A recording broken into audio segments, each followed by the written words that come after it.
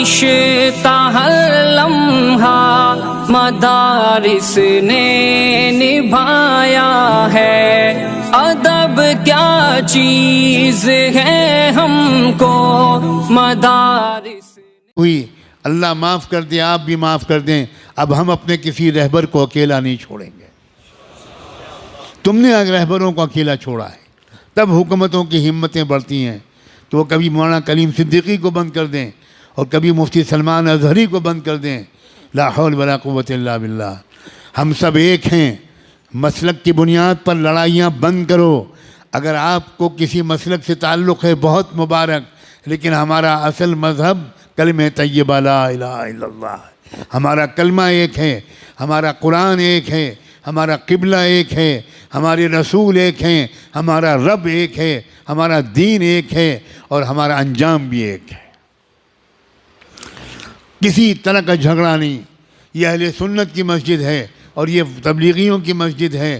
اللہ کرے اب یہ سب ختم ہو جائے، ہم سب ایک دوسرے کی مسجدوں میں جا کر نماز پڑھیں۔ مسجد کسی کی نہیں ہے، مسجد تو اللہ کی ہے۔ گلے مل جاؤ، ایک دوسرے کو دعوتیں کرو، ایک مسلک کے علماء دوسرے مسلک کے علماء کو کی دعوت کریں، دسترخوان بچھائیں، ان کے ہاتھ چومیں، ان سے دعا کی درخواست کریں۔ یاد رکھنا ہر مسلک والوں میں کچھ خوبیاں ہیں، یہ سب مسلک مل کر ایک امت بنے گی۔ اب کب تک یہ مسلک کا ہم لوگ ڈھول پیٹیں گے؟ اب بن جاؤ ایک امت، اس لیے کہ دشمن ایک امت بن گیا۔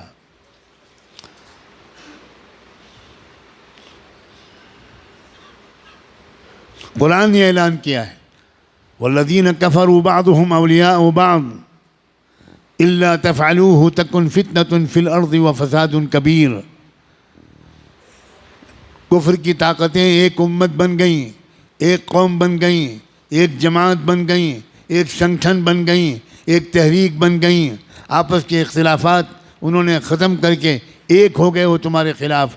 إِلَّا تَفْعَلُوهُ تَكُنْ فِتْنَةٌ فِي الْأَرْضِ وَفَسَادٌ كَبِيرٌ۔ اگر تم بھی ایک نہیں بنو گے، اگر تم ایک دوسرے کے مددگار نہیں بنو گے، تو یاد رکھنا تمہاری اس بدماشی کی وجہ سے، تمہاری اس بدفعلی کی وجہ سے پوری دنیا میں فی الارض فتنۃ و فساد کبیر، بہت بڑا فتنہ و فساد پھیلے گا تمہاری پھوٹ کی وجہ سے۔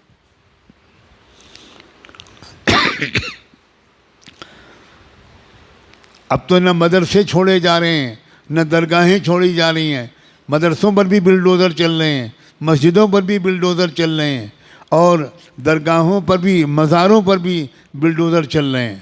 واہ واہ واہ واہ۔ اب بھی امت ایک نہیں ہوگی، اب بھی درگاہیں اور مزاریں والے الگ رہیں گے اور مدرسے والے الگ رہیں گے۔ اب تو بھائی خدا کے لیے اب تو ایک ہو جاؤ، ایک ہو کر مضبوطی کے ساتھ ایک طاقت بنو، اور اس بات کی عادت ڈالو کہ جب یہ میرے جیسا کوئی کہنے والا یہ بات کہے تو جس مجمع کے سامنے کہے اس مجمع میں سے کم 50% لوگ وہ باقاعدہ اپنے علاقے کے ذمہ داروں کے ساتھ آئیں، میرے پاس آئیں، میرے جیسے لوگوں کے پاس آئیں اور تفصیل پوچھیں کہ ہم اپنے ملک کو سنبھالنے کے لیے کیا کریں۔